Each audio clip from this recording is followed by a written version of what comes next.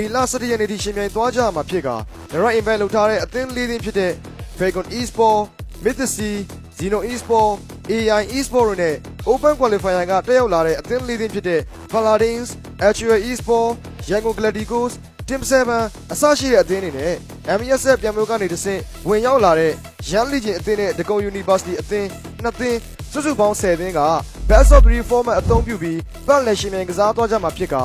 regular season ပြီးဆုံးချိန်မှာတော့မပေးစရာရဲ့ထိတ်ဆုံးရှစ်သင်းက play အဆင့်ကိုတက်ရောက်ရှင်ပြိုင်ခွင့်ရရှိမှာဖြစ်ပါတယ်။ play အဆင့်ပွဲစဉ်တွေမှာတော့ regular season မှာရရှိကြတဲ့ ranking အပေါ်မူတည်ပြီးတော့ play ပွဲစဉ်တွေကိုစော်ကစားသွားကြမှာဖြစ်က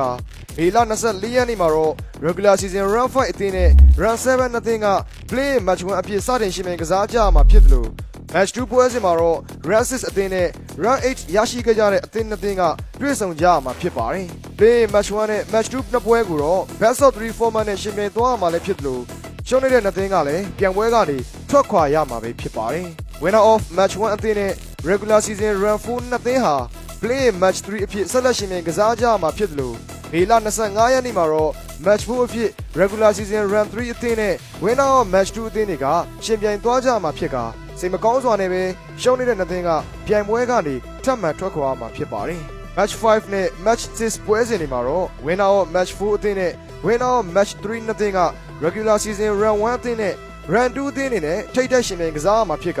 ရှုံးနေတဲ့နှစ်သင်းအနေနဲ့ playoff ဆင့် lower bracket ကိုရောက်ရှိမှာဖြစ်ပြီးအနိုင်ရရှိတဲ့နှစ်သင်းက upper bracket အဆင့်ကိုရောက်ရှိသွားမှာဖြစ်ပါတယ်။ play match 1နဲ့ match 2ပွဲစဉ်ကလွဲပြီးကြံပွဲစဉ်အားလုံးကိုတော့ best of 5 format နဲ့ရှင်ပြိုင်ကစားသွားမှာဖြစ်ပါတယ်။နောက်တစ်စစ်ဖြစ်တဲ့ playoff အဆင့်ကိုတော့ဇွန်9ရက်နေ့နဲ့10ရက်နေ့တွေမှာကျင်းပသွားမှာဖြစ်က9ရက်နေ့မှာတော့ match 7အဖြစ် play နောက်ဆုံးပွဲစဉ်များမှာရှုံးနိမ့်ခဲ့ကြတဲ့အသင်းနှစ်သင်းတွေ့ဆုံမှာဖြစ်တယ်လို့ match 8အဖြစ်အနိုင်ရရှိခဲ့တဲ့အသင်းနှစ်သင်းကထိပ်တိုက်ရှင်ပြိုင်သွားကြမှာလည်းဖြစ်ပါတယ်။ဇွန်9ရက်နေ့ပွဲစဉ်တွေကိုတော့ best of 5 format ကိုအသုံးပြုပြီးရှင်ပြိုင်သွားကြမှာဖြစ်ကဇွန်10ရက်နေ့မှာတော့ match 9အဖြစ် winner of match 7အသင်းနဲ့ loser of match 8နှစ်သင်းက best of 5 format နဲ့ရှင်ပြိုင်သွားကြမှာဖြစ်တယ်လို့ grand final ပွဲစဉ်ကြီးကိုတော့ winner of match 9နဲ့ winner of match 8အသင်းနှစ်သင်းက